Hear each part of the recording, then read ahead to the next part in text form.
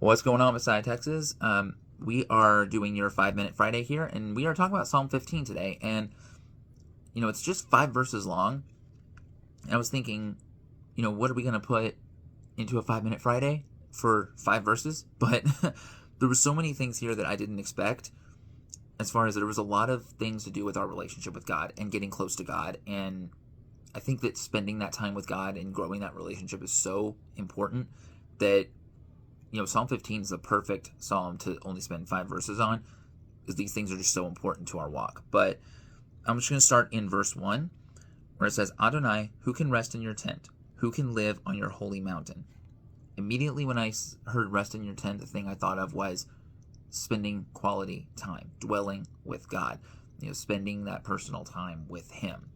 And that was one of the things I had to learn later in life, because I didn't understand the importance of a one-on-one time with God. You raised in church and you're thinking, oh, I'm going to church and I'm in a community, I'm in a small group, I'm in a youth group, whatever.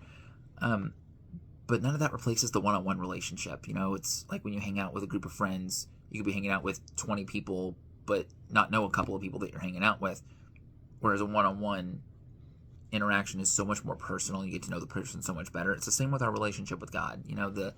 We just get to spend this quality time with Him, and we're able to have that access because, like the second part of verse 1, who can live on your holy mountain? And talking about Moses in Exodus being on the mountain and spending 40 days with God and just getting to have that personal closeness.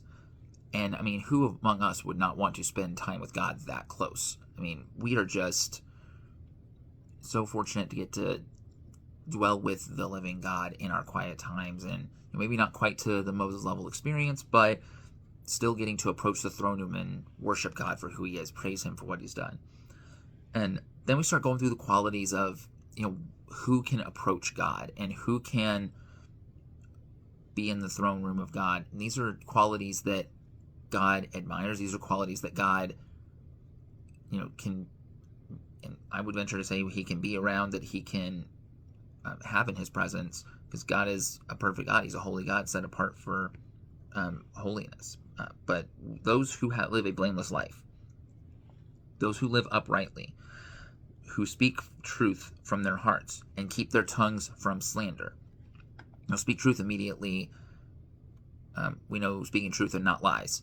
We know the importance of telling the truth. However, when it says keep their tongues from slander, that immediately made me think of gossiping. And like, how many of us engage in gossip? How many of us can't resist just hearing about the most juicy new detail of what's going on in someone else's life? But keeping tongues from slander means not just avoiding the talk of it, but just avoiding the conversation of being a part of gossip. And we can actually do a lot of harm to people, as the next verse points out, even, who never do harm to others. I don't think it's a coincidence that those two verses, or those two lines of that verse, are next to each other. Gossip and slander hurt people, and as believers, we never want to be tearing people down. We want to be building each other up, and we never want to seek to discredit neighbors, as the last part of verse 3 says.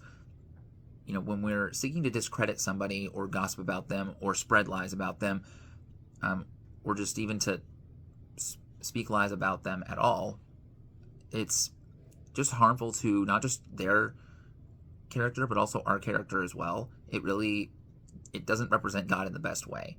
So these are important things to keep in mind as we go through our walk with everyday people. And then verse 4 and 5 here, who looked with scorn on the vile, but honor those who fear God, who hold to an oath no matter the cost. So whoever keeps their word, keeps a promise, no matter what it might cost them, rather than this world of, well, what's in it for me? What are you going to do for me if I do this? Rather than just honoring an oath, no matter what it may cost you. And then verse 5, who refuse usury when they lend money and refuse a bribe to damage the innocent. And the last words of this psalm really struck me. Those who do these things will never be moved. God is our firm foundation. God is our solid rock on which we stand. And if we hold to the qualities in Psalm 15 as best as we can, we stand the best chance of being on that rock solid foundation with Him, just as God is. He will never be moved, and we will never be moved. Have a great Shabbat, everybody. Shabbat Shalom.